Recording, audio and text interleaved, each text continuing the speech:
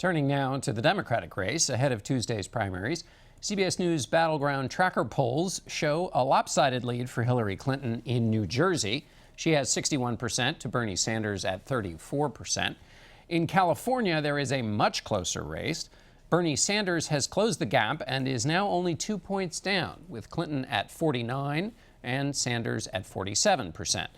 We turn now to Democratic strategist and CNN senior political consultant David Axelrod. David, it looks like on Tuesday Hillary Clinton is going to lock things up, but Bernie Sanders says there is going to be a contested convention.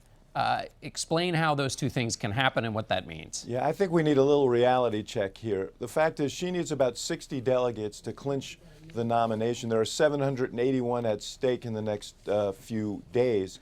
And so she will almost certainly clinch the nomination before the polls close in California.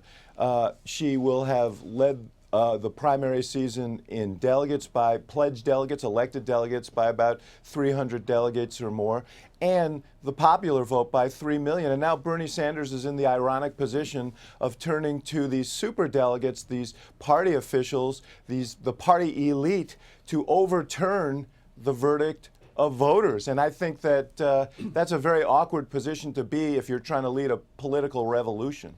Let me ask you about Hillary Clinton's speech this week, the very tough attack on Donald Trump. We talked to her a month ago, and she said, I'm not going to bother with Donald Trump. I'm going to talk about my campaign. Then she gave a kind of Trump-like, sustained, long speech with attack after attack on policy, but also calling him a whole series of names. What do you make of that switch?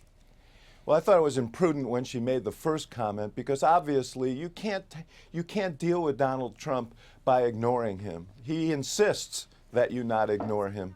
And, one of the mistakes Republicans made in the primaries was they didn't take him on vigorously from the start. She clearly can't make that mistake, and I think Thursday was probably her best day in the whole campaign. First of all, that's her event, standing in front of those flags, giving a very sober speech as she did, is what she feels comfortable with. But secondly, it was a very lacerating speech, and it provoked the kind of response that almost reinforced the point she was trying to make, which is temperamentally, Donald Trump isn't suited for the presidency. And for Trump, the challenge is, can he change in any way and demonstrate to people that he has that element of discipline that's necessary when you're in a job that involves mortal power?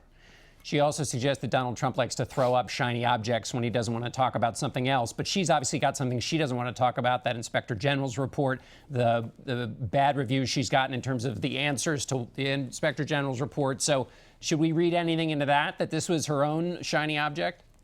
Well, I think this is her core case, and I think anybody who would be running against Donald Trump would be making the same case. There's no doubt that the email situation continues to nag at her. I think it was very damaging, and I think it was poor judgment, as she and others have acknowledged. She hasn't handled it particularly well, but her hope is, an expectation, I assume, is that it will pass. But for her, setting up this stark contrast is absolutely essential, in part because she wants to make that case for voters, but in part because every time she does it, she draws a response from Trump that only reinforces her case. Is this a shot in the arm for Democrats, too? There were some people worried about kind of the Clinton campaign. Oh, I absolutely, my soundings around the country were such that, Democrats were dispirited by the campaign that she had run to date. It seemed a little flaccid. She seemed more restrained. This was this speech was a shot of adrenaline for her. My guess is it may help her Tuesday in the California primary. This is what a lot of Democrats were hoping to see.